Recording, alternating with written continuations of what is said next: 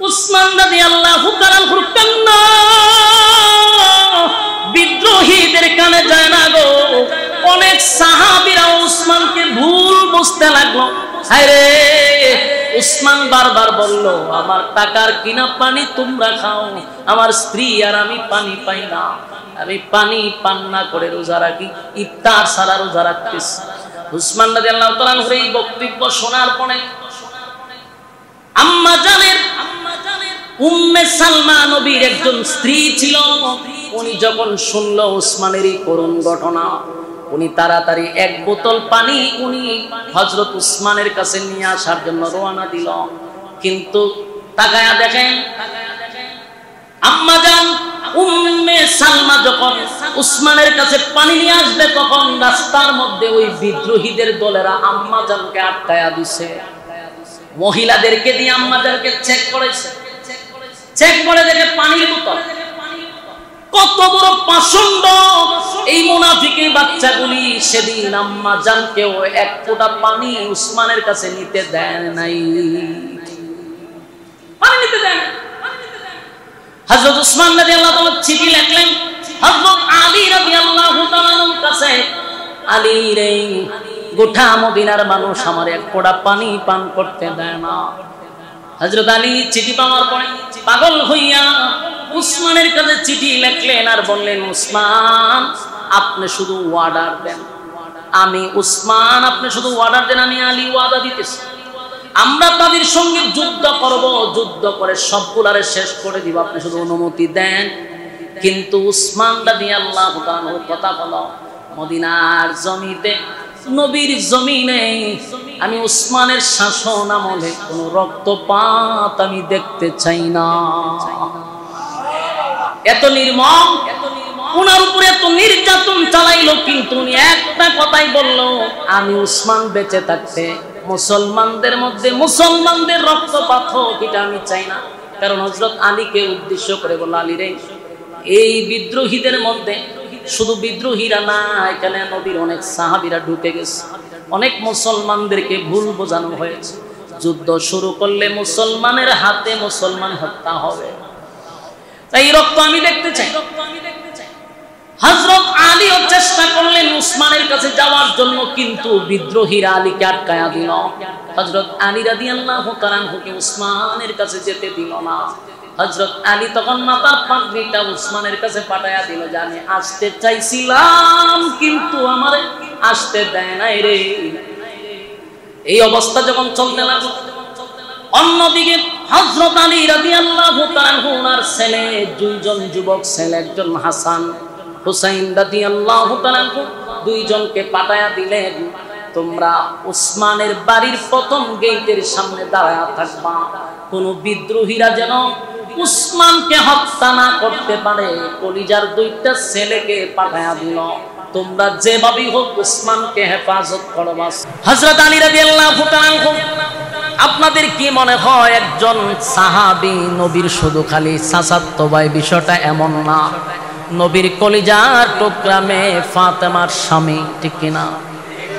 হযরত হাসান রাদিয়াল্লাহু তাআলা, হুসাইন রাদিয়াল্লাহু তাআলার বাবা এমন একজন সাহাবীর কাছে আব্দুল্লাহ ইবনে সাবা গেছিল কিছু ওসমানের বিরুদ্ধে বলার জন্য, কিন্তু হযরত আলী বললেন, আমি যা বুঝতেছি তোমার লক্ষণ ভালো না, তুমি সমাজের মধ্যে একটা ফাটল সৃষ্টি করার চেষ্টা করতেছ, নেক্সট টাইমে যদি এমন কাহিনী করো তাহলে খবর আছে। এই আব্দুল্লাহ ইবনে সাবা উসমান রাদিয়াল্লাহু তাআলাকে মানুষের কাছে কালার করার জন্য তার চেষ্টা চালায়া যাওয়া শুরু করছে। অলরেডি মানুষ বুঝে ফেলছে যে লোক বেশি সুবিধার না, খবর চলে গেছে উসমানের কাছে যে হুজুর হে কিন্তু লোক ভালো না, অতি ভক্তি সুরের লক্ষণ। এর যে পরিমাণ ভক্তি দেখছিলাম, হুজুর এর লক্ষণ ভালো না।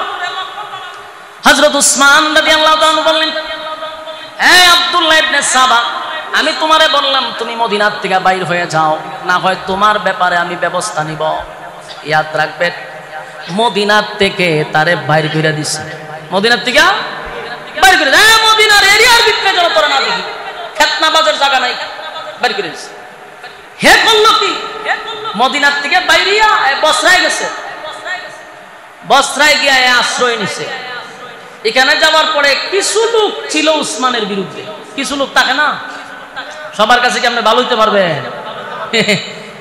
ইমাম সব মসজিদের কি সব মুসল্লির কাছে ভালো হইতে পারে? কথা কই না দি,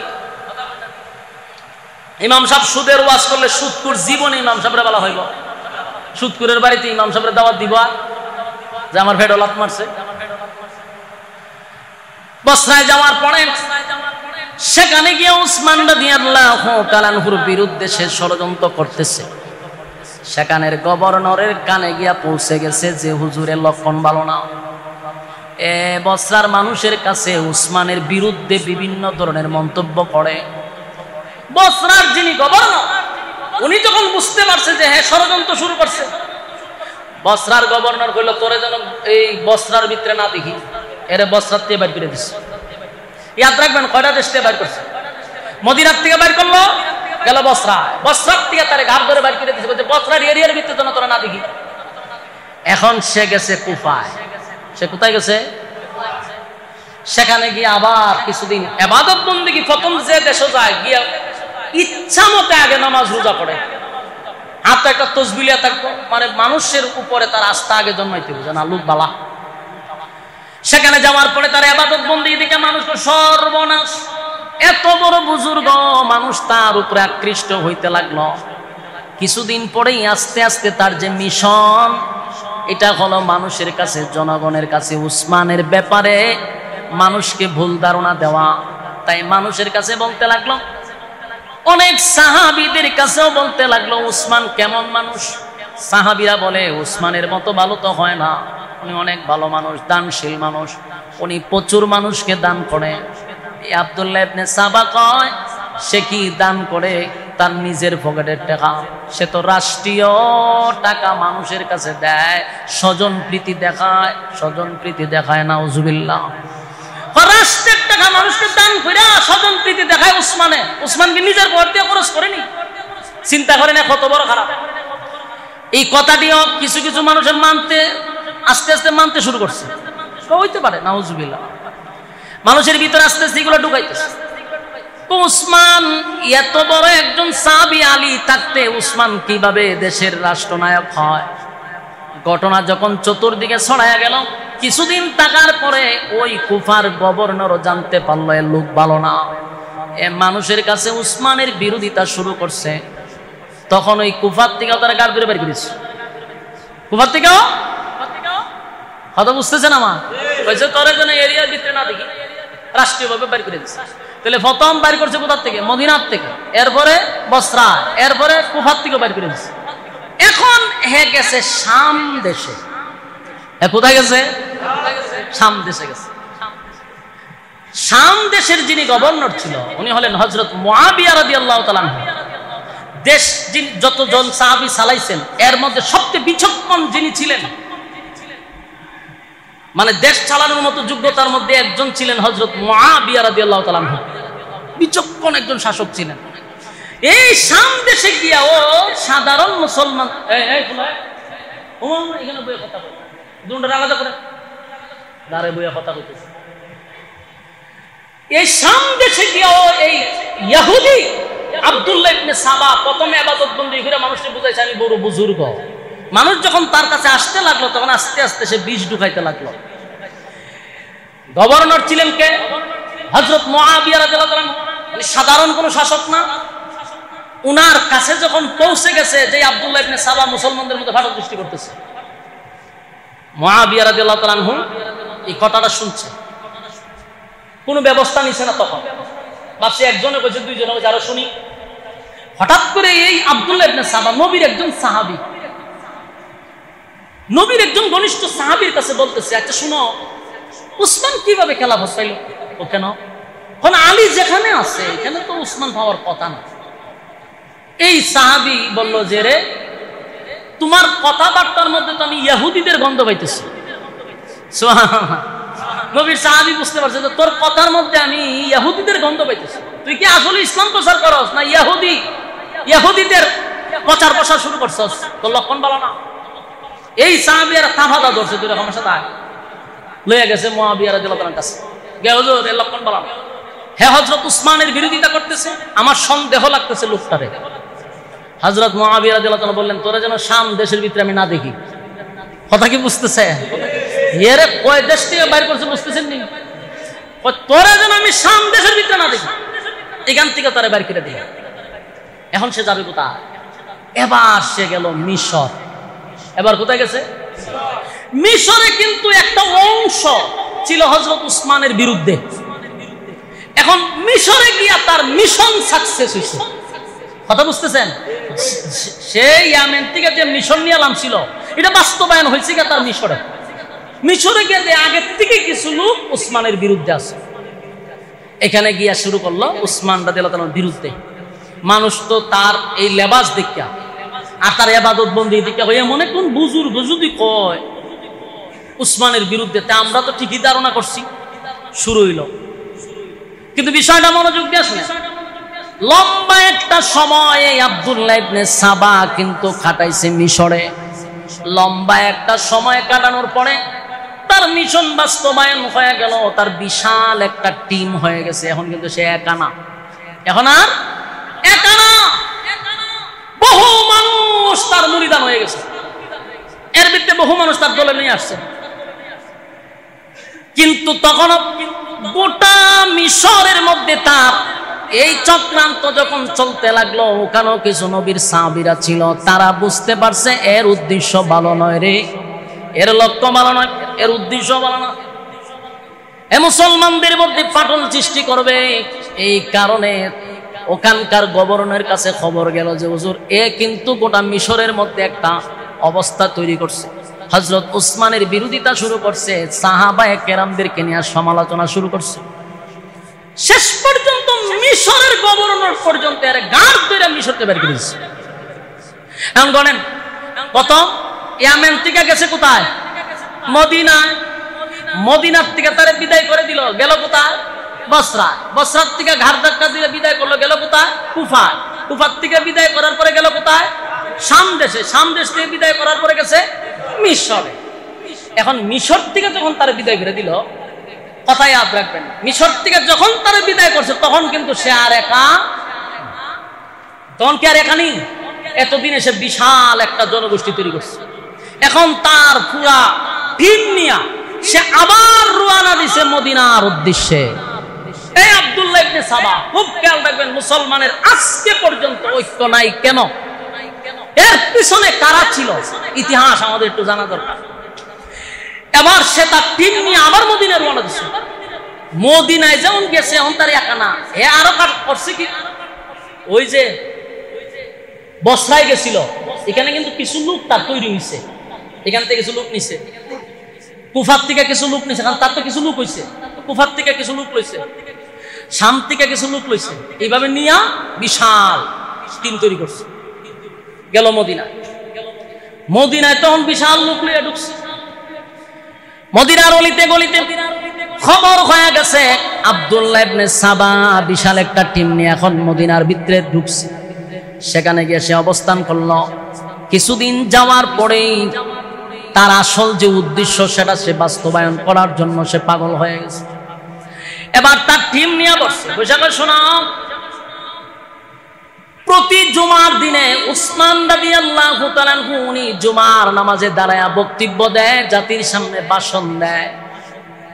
জুমার নামাজে আমরা উপস্থিত থাকব। যেই মাত্র উসমান রাদিয়াল্লাহু তাআলা আনহু যখন উনি বক্তব্য দিবে মসজিদের মিম্বরে দাঁড়াইয়া, তখন আমরা মসজিদের চতুর্দিক থেকে সবাই লাফ দিয়া দাঁড়ায়া যাব, একটা গোলমাল তৈরি করবো আর বলবো আমরা আপনাকে ক্ষমতায় দেখতে চাই না। নাউজুবিল্লাহ। আমার কথা কি বুঝতেছেন? আমার যুবক ভাইরা, সকৌশলে এই আব্দুল্লাহ ইবনে সাবা তার টিম নিয়ে চতুর্দিকে মসজিদের দিকে বসায় রাখছে। মসজিদে নববীর ভিতরে হযরত উসমান রাদিয়াল্লাহু তাআলা আনহু যখন মসজিদে নববীর মধ্যে দাঁড়াইয়া উনি যখন বক্তব্য দিতে লাগলেন জাতির উদ্দেশ্যে, হঠাৎ করে তাকায়া দেখেন মসজিদের চতুর্দিক দিয়া মানুষগুলি দাঁড়ায়া বলতেছে আমরা আপনাকে দেখতে চাই না, আপনাকে আমরা ক্ষমতায় দেখতে চাই না। চিৎকার চেঁচামেচি শুরু করছে।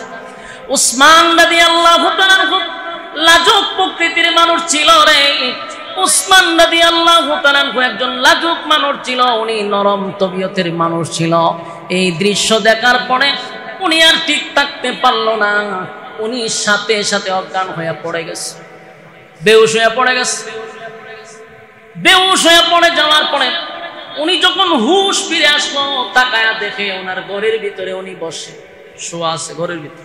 ওই মসজিদকে বাইর করে ওনার ঘরের ভিতরে শোয়া রাখছে। উনি হুশ ফিরার পরেই বললাম, আমি কোথায় আছি, কোন জায়গায় আছি? বলে আপনার ঘরের ভিতরে আপনি শুয়ে আছেন। বলে আমি না মসজিদে ছিলাম। বলে মসজিদ থেকে আপনাকে এখানে আনা হয়েছে কেন? কেন আমাকে এখানে বসাইল? আমার ঘরের ভিতরে আমারে কেন আনলো?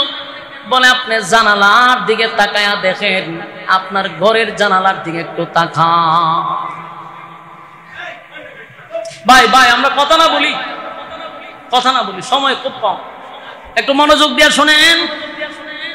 এতক্ষণ শুনলেন, এখন তো মজার লাগা, একটু মনোযোগ দিয়ে শুনেন। গিরিঙ্গি কেমনে লাগানো? এই সমস্যা কিন্তু আগে ছিল, এখন নাই এমনটা না, এখন এটা আছে।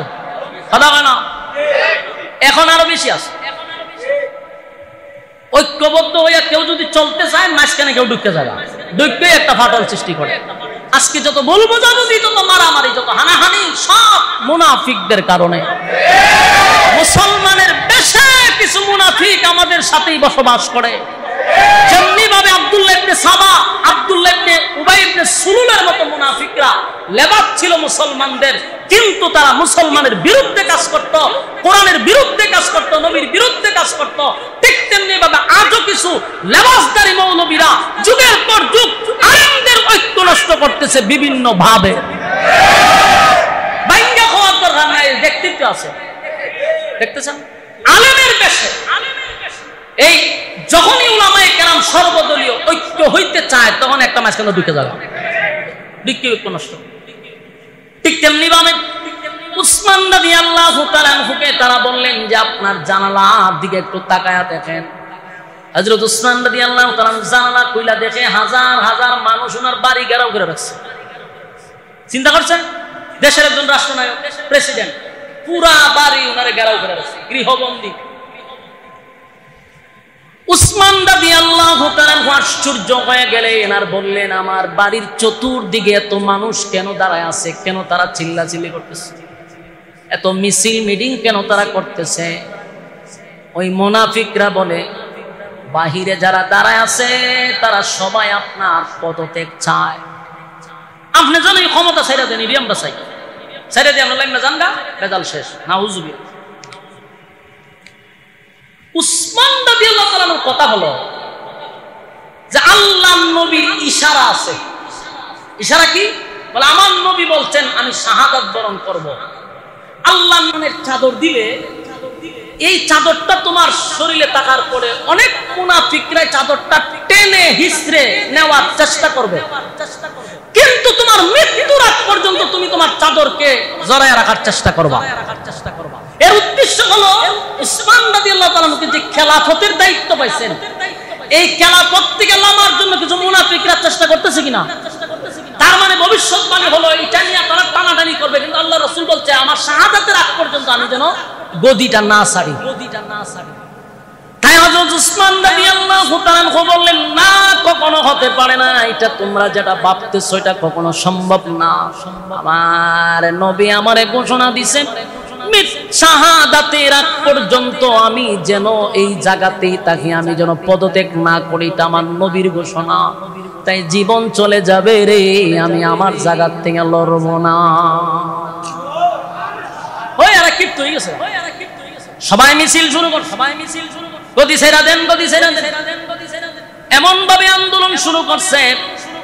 হযরত উসমান রাদিয়াল্লাহু তাআলা জানালার দিকে তাকায়া দেখে শুধু মুনাফিক নয়, নবীর কিছু সাহাবায়ে কেরাম সহ উসমানের কিছু পরিচিত সাহাবীরা সহ এই আন্দোলনে অংশগ্রহণ করছে।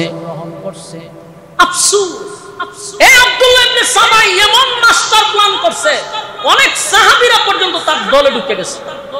এখনো বুঝতে পারে নাই, কিন্তু নবীর বিচক্ষণ সাহাবী যারা ঠিকই বুঝতে পারছে, কিন্তু অনেক সাহাবীদেরকে তার দলে ইতিমধ্যে নিয়ে গেছে। এরা উসমান রাদিয়াল্লাহু তাআলা আনহুর অসংখ্য দোষ বের করছে। এর মধ্যে একটা দোষ হলো উনি রাষ্ট্রের টাকা মানুষকে দিয়ে দেয়। কোন যে উসমান রাদিয়াল্লাহু তাআলা আনহু ইসলামের সবচেয়ে বেশি যিনি দান করছে উনি হলেন হযরত উসমান। আল্লাহ রাসূল বলেন, উসমান তুমি যে পরিমাণ দান করছো আল্লাহর রাস্তায়, তুমি যদি ইবাদত বন্দেগী আর নাও করো, আল্লাহ এর বদলতে তোমার মাফ করে দিবেন। উসমান তদানীন্তন সময়ের কোটি কোটি হাজার কোটি টাকার মালিক ছিল। আর উসমান রাদিয়াল্লাহু তাআলা আনহু এই অপবাদ দিয়েছে, এটা কি মেনে নেওয়া যায়? মেনে নেওয়া যায়? এগুলো ভিত্তিহীন মানুষের কাছে বুঝাইছে। আরো কিছু চক্রান্ত আছে, আমি যদি একটু না বলি তাহলে আপনারাও চিন্তা করবেন যে কে বাদ দিল। মনে মধ্যে একটা প্রশ্ন হয়তো না, উসমান কেন ক্ষমতার থেকে লামাইতে চায়? আবার অসংখ্য নবীর সাহাবীরাও এই আন্দোলনে যোগ দিছে। ঘটনাটা কি? ঘটনাটা হলো এমন একটা মাস্টার প্ল্যান করছে যে অনেক সরল সোজা মানুষও বুঝতে বাধ্য হয়েছে। যেমন হযরত আবু বকরের ছেলে, নবীর সাহাবী আবু বকরের ছেলে, হযরত আবু বকর সিদ্দিক রাদিয়াল্লাহু তাআলার ছেলে আব্দুল্লাহ, উনাকে উনি গভর্নর বানায়া মিশরে পাঠাইছে এবং উসমান রাদিয়াল্লাহু তাআলার হাতে লেখা চিঠি এবং সিল সহ একটা চিঠি দিয়া দিয়েছে যে তুমি মিশরের গভর্নর হবে। উনি গুড়া দৌড়ায়া যাইতেছে, কিন্তু দেখে উনার আগে দিয়ে আরেকটা গুড়া খুব দ্রুত গতিতে চলতেছে। আবু বকরের ছেলে বলল, যেটা আমার আগে এত দ্রুত যায় এটা ঘটনা কি? তার দুইরা এই গুড়ারে দাঁড় করাইছে, ঘেরাও করছে। ঘেরাও করার পরে তারা থামাইছে, তুমি এত দ্রুত গতিতে কোথায় যাও? আমি মিশর যাই। কেন? আমার কাছে উসমান একটা চিঠি দিছে। এই দেখেন কি পরিমাণ ষড়যন্ত্র, যে আমার কাছে একটা উসমানের চিঠি দিছে, চিঠিটা যেন আমি ওখানকার গভর্নরের কাছে পাঠাই। তখন হযরত আবু বকরের ছেলে উনি চিঠিটা আনছেন, আইনা দেখে এটা উসমানের হাতে লেখা, সিলও দেখা যায় উসমান রাদিয়াল্লাহু তাআলার হাতে। কি লেখছে? যে আমি আবু বকরের ছেলেকে পাঠাচ্ছি মিশরে, মিশরে যাওয়ার সাথে সাথে তাকে তোমরা হত্যা করবা। নাউজুবিল্লাহ। চিন্তা করছে? আর ওই যে সিলটা লিখে পাঠায় সেটা কিন্তু হযরত উসমানের হাতে না, এটা নকল করা হয়েছে। ওনার সিলটা নিয়ে গেছিল, নকল করে লেছিল। আর এই সুযোগে এই মুনাফিকরা উসমানের নামে চিঠি দিয়া গোটা বিভিন্ন রাজ্যে উসমানের বিরুদ্ধে মানুষকে কেফায়া তুলছে। মূলত হলো ষড়যন্ত্রের মেন জায়গা। তাই অনেক সাহাবীরাও চিন্তা করলো, যখন হযরত আবু বকর রাদিয়াল্লাহু তাআলার ছেলে চিন্তা করলো যে আমার উনি পাঠাইলো চিঠি দিয়া ওখানকার গভর্নর হওয়ার জন্য, তা আমার আগে উনি চিঠি পাঠাইছে যেন আমার হত্যা করে। এটা করলো কেন? আসলে কি উসমান রাদিয়াল্লাহু তাআলা চিঠি দিছে? এই ভুল বুঝাবুঝির থেকে কিন্তু সৃষ্টি হয়েছে। যা কেন লম্বা ঘটনা, সংক্ষেপে আমি আপনাদেরকে বলি। এরপরে দেখেন চতুর্দিকে যখন ঘেরাও করে ফেলাইছে, উসমান রাদিয়াল্লাহু তাআলা ছায়া দেখে যে উনার অনেক পরিচিত সাহাবীরাও এই বিদ্রোহীদের সাথে অংশগ্রহণ করছে। এটা দেখার পরে উনার মনে অনেক কষ্ট লাগছে। হযরত উসমান রাদিয়াল্লাহু তাআলা চোখের পানিগুলো ছেড়ে দিয়ে কান্না শুরু করে দিল আর আফসোস করতে লাগলো, হায় আফসোস, হায় আফসোস, আমার নবীর অনেক সাহাবীরা কেমনে রে, আমি উসমান রে তারা ভুল বুঝলো। ভাইরা আমার, ইতিহাসের পাতায় লেখা আছে একদিন দুই দিন নয় গো, একদিন দুই দিন নয়, প্রায় 22 দিন, কোন জায়গায় 40 দিন হযরত উসমান রাদিয়াল্লাহু তাআলা আনহুকে গৃহবন্দী করে রাখছে। আমরা তো শুধু কারবালার ঘটনা শুনছি, কারবালার ঘটনা শুনছি। হযরত হুসাইন রাদিয়াল্লাহু তাআলা আনহুকে পানি দেয় না, এটা তো ছিল 3 দিনের ঘটনা। আর হযরত উসমানকে পানি দেয় নাই 22 দিন। 22 দিন সেই ঘটনা কেউ মানুষের সামনে উপস্থাপন করে না। এটা একমাত্র শিয়াদের একটা চক্রান্ত। এই শিয়াদের চক্রান্তের কারণে আজকে এই আলোচনাগুলি কোন মৌলবী করতে চায় না। আমরা শুধু শুনি হযরত হুসাইন রাদিয়াল্লাহু তাআলা 3 দিন পানি না পাইয়া কারবালাতে, এটা আমরা বিশ্বাস করি কষ্ট দিছে, এটার বিরুদ্ধে আমরা কথা বলি। কিন্তু উসমানকে যে 22 দিন পানি দেয় নাই, 22 দিন খানা দেয় নাই, গৃহবন্দী করে রাখলো, সেই ওয়াজ কোথায় গেল? সেই ওয়াজ করে হযরত হুসাইন রাদিয়াল্লাহু তাআলা কারবালার প্রান্তরে শাহাদাত বরণ করছে, এটা আমাদের কলিজায় আঘাত লাগছে। তাই আমরা ইয়াজিদের বিরুদ্ধে ওয়াজ করি, আমরা তার তীব্র নিন্দা জানাই, ঠিক কিনা? কিন্তু হযরত উসমান রাদিয়াল্লাহু তাআলা আনহুকে 22 দিন ঘরের ভিতরে বন্দী করে ওনাকে পানি দেয় না। পানির পিপাসায় উসমান রাদিয়াল্লাহু তাআলা আনহু জানালার দিকে তাকায়া দেখে শত শত সাহাবীরা দাঁড়ায় আছে গো। উসমান রাদিয়াল্লাহু তাআলা চোখের পানিগুলো ছেড়ে দিয়া বলে, এই মদিনার মানুষেরা, এই মদিনার মানুষেরা, তোমরা কি সেই দিনের কথা ভুলে গেছো রে যেই দিন মসজিদে নববীর জায়গা ছিল না? আমার নবী দাঁড়ায়া বলছিল মসজিদের জায়গা নেয় না, মানুষ বসতে পারে না, মসজিদের জায়গার দরকার। কে রে একটু মসজিদের জায়গা তোমরা কিনে দিতে পারবা? আমি নবী ওয়াদা দিলাম আল্লাহর তৈরি জান্নাত তার জন্য ওয়াজিব হয়ে যাবে। সেদিন হযরত উসমান রাদিয়াল্লাহু তাআলা বলেন, বলো না মদিনার মানুষ, তোমাদেরকে মসজিদে নববীর জায়গাটা আমি কিনে দিয়েছিলাম কিনা? আমার নবীর কথা অনুযায়ী জান্নাত আমার জন্য ওয়াজিব। আমি সেদিন মসজিদে নববীর জায়গা কিনে দিলাম। আজকে তোমরা মসজিদে নববীর মধ্যে আমাকে নামাজ পড়তে দাও না কেন? তোমরা এত কঠোর হয়ে গেলে। আমি উসমানকে কেন তোমরা মসজিদে নববীতে ঢুকতে দাও না? অত্যন্ত হৃদয় বিদারক মর্মান্তিক ঘটনা, যেগুলা আমাদের সামনে তুলে ধরা হয় না। কারণ এইগুলা তুলে ধরলে আমরা বুঝতে পারবো মুসলমানদের ভিতরে ফাটল সৃষ্টি করার মাস্টার মাইন্ড আমরা জানি না ভালো। এই যেন আমরা না জানি, এই জন্য কারবালার মধ্যে নিয়ে আমরা রাখছে, আমরা কই রাখছে কারবালার বিক্রেতা উসমান রাদিয়াল্লাহু তাআলা আনহুর ঘটনা। হযরত আলী রাদিয়াল্লাহু তাআলা আনহুকে কারা হত্যা করলো, উসমানকে কারা হত্যা করলো, এই রহস্য যদি আমরা জানতাম তাহলে বুঝতে পারতাম এর পিছনে কারা ইন্ধন দাতা। হযরত উসমান রাদিয়াল্লাহু তাআলা চোখের পানিগুলো ছেড়ে দিয়ে কান্দে আর বলে, মদিনার মানুষ কেমনে রে তোরা ভুলে গেলি? এই মসজিদে নববীর মধ্যে যখন জায়গা হতো না, আমি উসমান টাকা দিয়া জায়গা কিনে দিলাম। আজকে মসজিদে নববীর ভিতরে আমারে ঢুকতে দিলি না, 22 দিন ধরে আমারে গৃহবন্দী করে রাখলে, এক ফোঁটা পানি আমারে দেও না। এ মদিনার মানুষ, তোমরা কি ভুলে গেছো যেদিন মদিনার মানুষ পানি পান করতে পারতো না? একটা কূপ ছিল, আল্লাহর নবী দাঁড়ায়া বলছিল কে পারবা এই কূপটা কেউ কিনে দিতা যেন মদিনার মানুষ পানি পান করতে পারে। সেদিন তদানীন্তন সময়ে 50 লক্ষ টাকা খরচ করে আমি কূপটা তোমাদের জন্য কিনে দিছি, মদিনার মানুষ যেন পানি পান করতে পারে। আমার টাকার কিনা কূপের পানি মদিনার মানুষ খায় রে, আর আমি 22 দিন ধরে পানি পাই না। তোমরা আমার সঙ্গে এমনটা কেন করলা? অত্যন্ত মর্মান্তিক ঘটনা। উসমান রাদিয়াল্লাহু তাআলা কান্না বিদ্রোহীদের কানে যায় না গো। অনেক সাহাবীরা উসমানকে ভুল বুঝতে লাগলো। হায় রে, উসমান বারবার বলল আমার টাকার কিনা পানি তোমরা খাও, আমার স্ত্রী আর আমি পানি পাই না। আমি পানি পান না করে রোজা রাখি, ইফতার ছাড়া রোজা রাখতেছি। উসমান রাদিয়াল্লাহু তাআলা এই বক্তব্য শোনার পরে আম্মা জানের উম্মে সালমা নবীর একজন স্ত্রী ছিল, উনি যখন শুনলো উসমানের এই করুণ ঘটনা, উনি তাড়াতাড়ি এক বোতল পানি উনি হযরত উসমানের কাছে নিয়ে আসার জন্য রওনা দিল। কিন্তু তাকায়া দেখেন আম্মা জান উম্মে সালমা যখন উসমানের কাছে পানি নিয়ে আসবে, তখন রাস্তার মধ্যে ওই বিদ্রোহীদের দলেরা আম্মা জানকে আটকায়া দিছে। মহিলাদেরকে দিয়ে আম্মা জানকে চেক করেছে, চেক করে দেখে পানির বোতল। কত বড় পাষণ্ড এই মুনাফিকের বাচ্চাগুলি! সেদিন আম্মা জানকেও এক ফোঁটা পানি উসমানের কাছে নিতে দেয় নাই, পানি নিতে দেয় না। হযরত উসমান রাদিয়াল্লাহু তাআলা চিঠি লিখলেন হযরত আলী রাদিয়াল্লাহু তাআলার কাছে, আলী রে, গোটা মদিনার মানুষ আমার এক ফোঁটা পানি পান করতে দেয় না।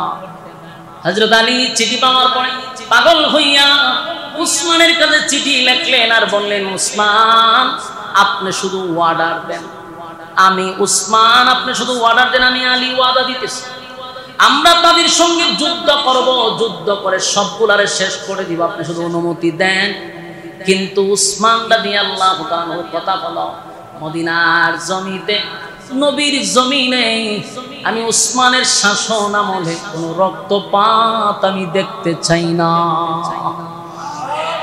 এত নির্মম, ওনার উপরে এত নির্যাতন চালাইলো, কিন্তু উনি একটা কথাই বললো, আমি উসমান বেঁচে থাকতে মুসলমানদের মধ্যে মুসলমানদের রক্তপাত হোক এটা আমি চাই না।